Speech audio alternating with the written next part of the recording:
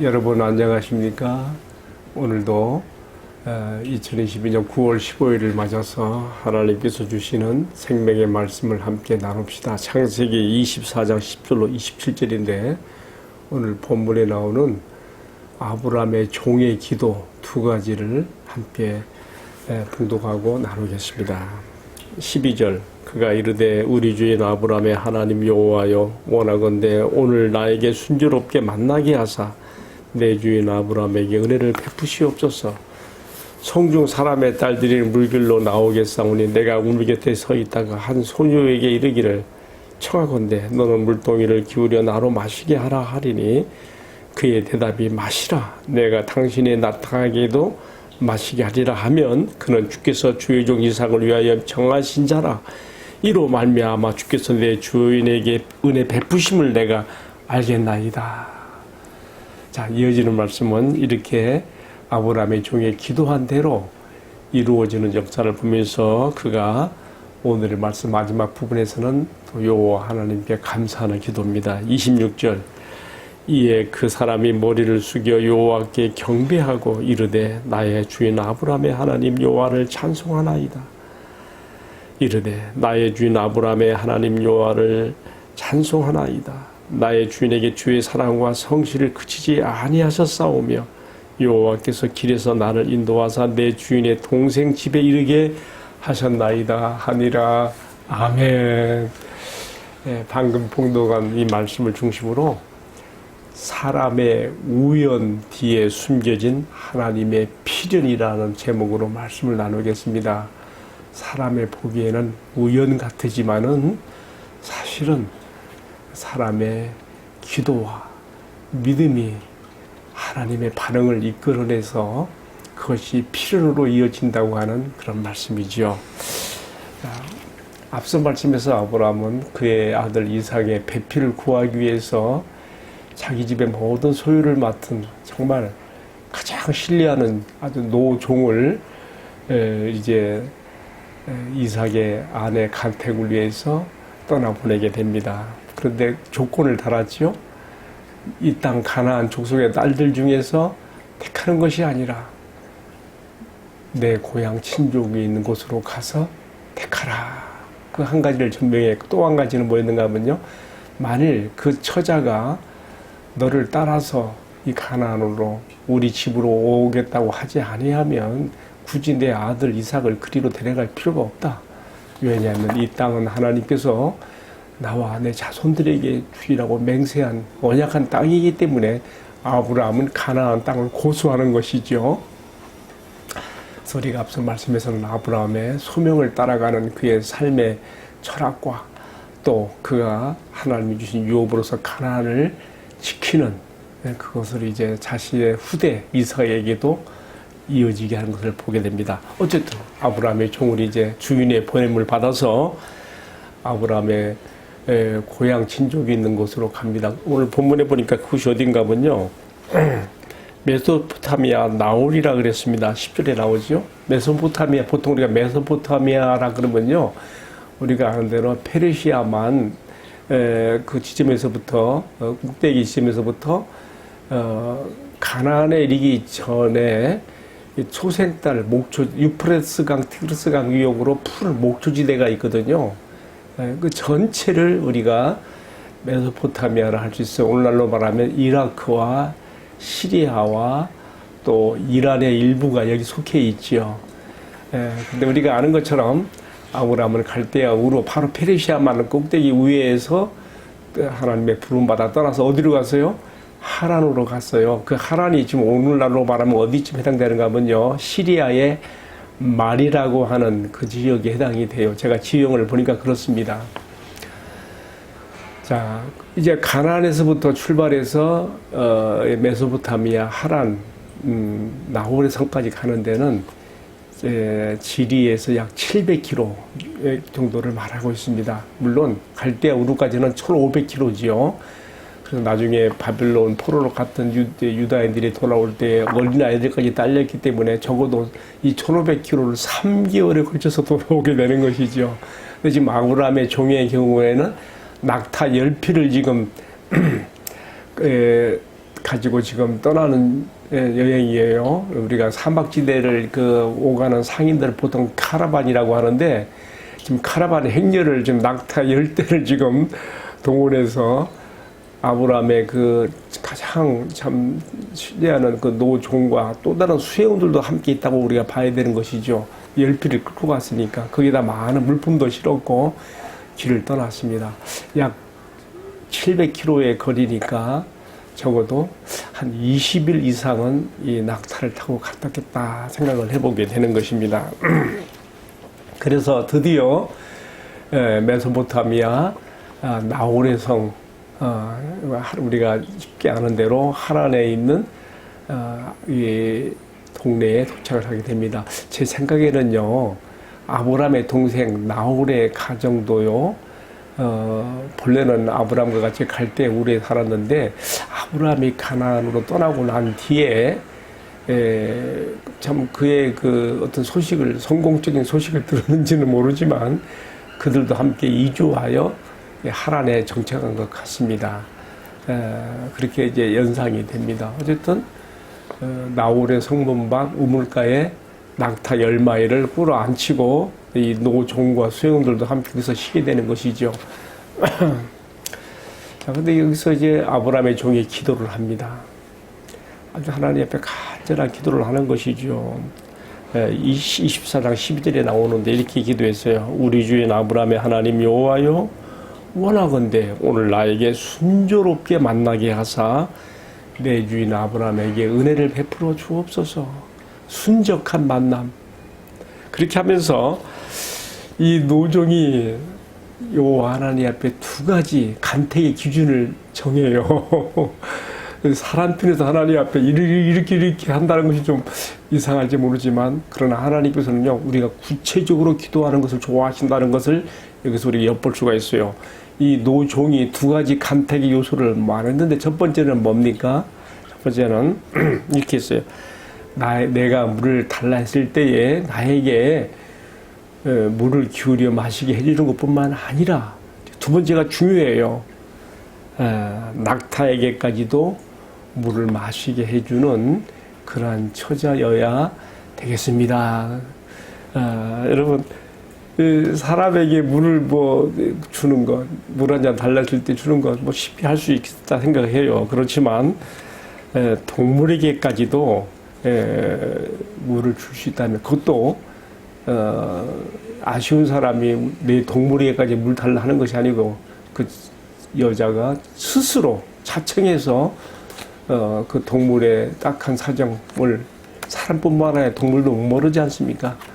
물을 길어 줄 수 있다면, 이는 분명 심성이 착하고 속 깊은 그러한 처자가 되리라고 믿기 때문에 이렇게 기도한 것이죠. 근데 참 놀랍습니다. 우리가 24장 15절에 보게 되면요, 아브라함의 종의 이 기도가 채 끝나기도 전에 한 처자가 이 우물가에 막 오는 거예요. 누구냐 하니까 여기 보니까 아브라함의 동생 나홀의 아내 밀가가 낳은 또 아들이 부두엘인데, 부두엘의 소생인 리브가 이렇게 나오고, 그 오빠는 라반이죠. 우리가 그 나홀의 가문의 이제 이야기도 성경에서 하나의 지엽적인 이야기로 나오고 있는데, 어쨌든 아브라함의 아들 이삭의 며느리감으로 지금 나홀과의 리브가가 이 우물가에서 만나는 장면이 이렇게 지금 나오고 있습니다.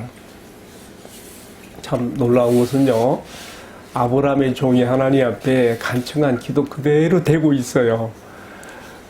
나에게 물 한 잔 달라고 이렇게 말을 걸었는데, 이 리브가가 아브라함의 노종에게 물을 마시게 해줄 것뿐만 아니라 스스로 자청해서 내가 낙타에게까지 물을 주겠습니다 하는 것은요, 이건 정말 아브라함이 하나님 앞에 기도의 간택 요소로 걸었던 내용 아닙니까? 그대로 지금 되고 있는 거예요. 여러분, 사람에게 물 한 잔 주는 건 쉬울 수가 있어요. 그런데 동물에게는 좀 어려워요. 물론 고양이나 강아지 같은 귀여운 동물들에게 이렇게 할 수 있겠습니다만, 낙타같이 몸집이 크고요, 그런 좀 흉측스러운 동물들에게 접근하기는 쉽지 않죠. 더군다나 낙타는요, 얼마나 물을 많이 마시는지요.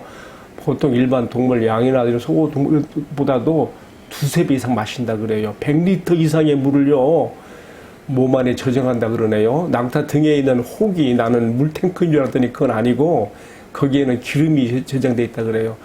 이 체내 안에 물 수조가 있어갖고 약 100리터의 물을 저장하고 사막을 지나간다는 것이, 생각해 보세요. 가녀린 처녀의 몸으로 아브라함의 노종에게 물 한 잔 주는 거야 쉬웠지만은요, 물을 몇 번이나 길어가지고 낙타에게 먹였다는 것은 쉬운 일이 아니에요. 이 리브가의 엄청난 수고가 동반된 일이었고요. 정말 사람뿐만 아니라 하나님의 창조물인, 피조물인 동물에까지 그렇게 동정과 그러한 알아주는 마음을 이렇게 기울였다는 것은요, 보통 심성이 착하고 깊은 것이 아니다, 이렇게 생각을 해보게 되는 것이죠. 자, 이 모든 일을 묵묵히 지켜본 이 아브라함의 노종은요, 우리가 읽은 말씀 21절에 그렇게 써 있어요. 과연 여호와께서 평탄한 길을 주시는가 여부를 묵묵히 지켜보는 가운데 마음에 확신이 딱 들어온 거예요. 바로 저 여자다. 그래서 어떻게 했습니까? 이어지는 말씀 우리가 22절 보면요, 금 코걸이와 금 팔목걸이를요, 팔목걸이가 보니까 여기에 13개를, 큰 선물이에요. 선물 공세로, 처음 보는 저저 아가씨한테 선물 공세로 막 적극적으로 대시하는 거예요. 마음을 사는 거죠. 그러면서 너의 가문이 어떠하냐 다 이제 물어본 것이죠. 그러고 보니까 아브라함이 이 종을 떠나보낼 때 내 고향, 내 친족 중에서라고 했는데 바로 아브라함의 동생 나홀의 가문의 이 처자거든요. 하나님께서 이렇게 선하게 인도해 주시구나 확신하게 되어지고, 이제 거기서 그 이어지는 말씀 보면 리브가의 집으로 유숙하러 들어가게 되어지면서 아브라함의 종이 오늘 말씀 마지막 부분에 보게 되면 정말 너무나 아름다운 기도를 드리고 있어요. 우리가 한번 우물가에서 참 수염이 허연, 머리가 허옇고 수염이 정말 허연 이 한 노인이 자기 주인 아브라함의 보냄을 받아서 이 먼 곳까지 와서 정말 기도한 대로 순적하게 되어진 이 모든 일 앞에 감사함으로 머리 숙여 경배하고 기도하는 모습을 한번 떠올려 보세요. 한 폭의 참 그림 같은 너무 아름다운 장면 아니겠어요? 제가 한번 그 기도가 어떤 내용이었는가 읽어볼게요. 26절. 이에 그 사람이 머리를 숙여 여호와께 경배하고 이르되 나의 주인 아브라함의 하나님 여호와를 찬송하나이다.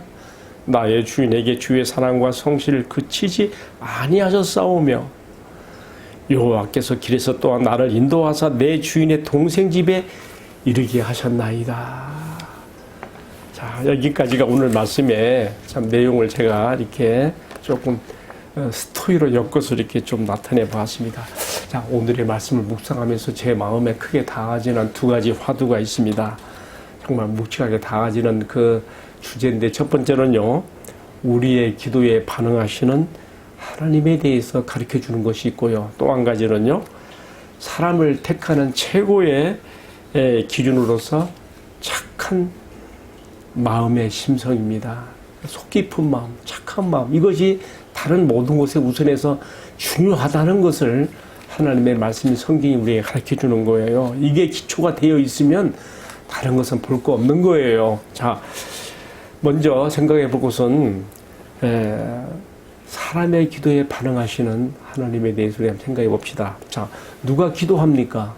범사에 하나님께서 함께 하시는 것을 믿고 인정하고 의지하는 사람은 자신이 앞에 놓인 일들을 위해서 자연히 기도하게 되는 것이고, 또 그 기도는 하나님의 선지적 인도를 받게 되며, 이것은 사람이 보기에는 우연같이 보여도 사실은 우연 너머에 있는 하나님의 필연이, 그 사람의 믿음과 기도에 반응하여 나타내시는 하나님의 필연이 작용한 결과를 우리가 보게 되는 것입니다. 오늘의 말씀에서 특히 사람을 잘 만나야 되는 것에 대한 사람 편에서의 기도가 얼마나 중요한지 우리가 가르쳐 주는데요. 먼저 이 아브라함의 이 종은 좀 무례하게 보이지만 하나님, 여호와 하나님, 제가 이러한 사람을 만나기 원합니다라고 이렇게 구체적으로 기도했거든요. 그런데 하나님께서 꼭 그대로 해주신 걸 보면요, 하나님께서 우리가 이렇게 하나님께서 우리 범사에 함께 하시고 개입하신 것을 인정하면서 기도하는 사람들이 이렇게 구체적으로 기도하는 것에 대해서 좋아하시고 또 내가 구체적으로 기도하는 만큼 거기에 반응해 주신 분인 것을 이렇게 우리에게 가르쳐주고 있는 것이죠.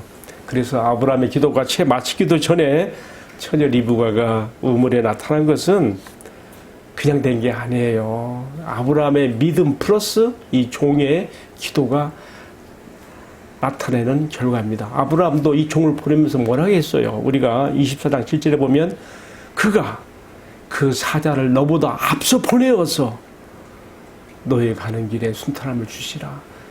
내가 지금 너를 보내지만은 여호와께서 그의 사자를 너보다 앞서 보내셔서 함께 하신다고 하는 그 믿음을 표현했거든요. 하나님 귀하게 보신 것이죠. 그리고 이 종이 우물가에 앉아서 하나님 앞에 구체적으로 기도하는 그대로 이 실현된 것을 보면서 여러분, 이게 우연이라고 생각하겠습니까? 절대 그렇지 않습니다. 이 종의 기도가 채 끝나기도 전에 성에서 우물가에 물길로 여자들이 많을 수가 있어요. 그런데 왜 유독 리브가 처녀 하나만이 왔냐 이 말이에요. 그리고 왜 리브가의 마음속에 왜 내가 이 시간에 물길로 가고 싶을까 하는 마음이 생기느냐 말이에요. 이게 다 스스로 마음에 자의적으로 생겨난 것들이 아니라 주의 영이 그녀의 마음을 이끌어서 그 시간 그 자리에 오게 하신 것으로 우리가 인정하게 되며, 중요한 것은 우리의 믿음과 기도가 사람의 마음을 움직이며 하나님이 하시는 거예요. 하나님께서 원하시는 방향으로 이끌어가게 된다는 것을 우리가 오늘 말씀에서 배워야 되는 것입니다. 꼭 마음에 명심하고 우리가 모든 범사의 주님을 인정하며 이렇게 아브라함의 믿음과 이 종의 기도가 우리의 신앙과 삶에도 나타날 수 있기를 기원합니다. 자, 시간이 좀 갔습니다만은 한 가지 주제를 더 생각합시다. 사람을 택하는 최고의 기준으로서 착한 마음의 심성이 정말 중요합니다. 나홀 성문 밖에 우물가에서 아브라함의 종이 만난 이 나홀의 가문의 처자 리브가가 이 종에게 물을 준 것뿐만 아니라 아브라함의 종이 부탁한 것도 아닌데 스스로 자청해서 말 못하는 동물 낙타에까지 물을 먹인 이 작은 행동 하나는요, 그의 성품이 어떠한가를 단적으로 드러낸 것으로서 목마른 사람의 심정을 알아주는 것도 귀하지만 목마를 동물을 위해서 기울인 그녀의 심정이 얼마나 깊고 깊은가도 또한 여기서 우리가 엿보게 되는 것이죠. 하나님께서는 이처럼 다른 사람의 사정을 알아주는 사람, 그리고 특별히 하나님의 창조의 피조물인 동물에게까지 마음을 기울일 줄 아는 속 깊은 처자인 리브가를 장차 하나님의 구속 역사의 계시를 전달해 나가시는 아브라함 가문의 며느리로 들어가게 하신 것은 사람의 우연 뒤에 숨겨져 있는 하나님의 필연이 나타난 것으로 우리가 이해할 수가 있습니다. 자, 이제 말씀을 마치겠습니다. 성도 여러분, 그런데 이 착한 마음은 어디서 오는 것일까요? 이 착한 심성의 깊이는 어디서 오는 것일까요? 사람의 날 때부터 천례적으로 그렇게 갖고 태어난 것일까요? 물론 이것 또한 무시 못할 성품일 것입니다. 그러나 창세기 6장 5절과 8장 21절에 보면 사람은 어려서부터 그 생각하는 것이 악하다고 했거든요. 마음의 계획이 악하다고 했거든요. 사람의 마음이 착한 것이 아니라 악하다고 그랬어요. 우리는 하나님의 말씀의 선언을 인정해야 됩니다. 그렇다면 이런 착한 마음의 심성은 어떻게 오는 것입니까? 하나님의 은혜를 받아야 마음이 부드러워지고 마음의 은혜의 샘물이 고여서 그것을 다른 사람에게, 또 리브가의 경우에는 동물에게까지 이렇게 기울인 것이 아니겠습니까? 여러분, 은혜를 받아야 됩니다.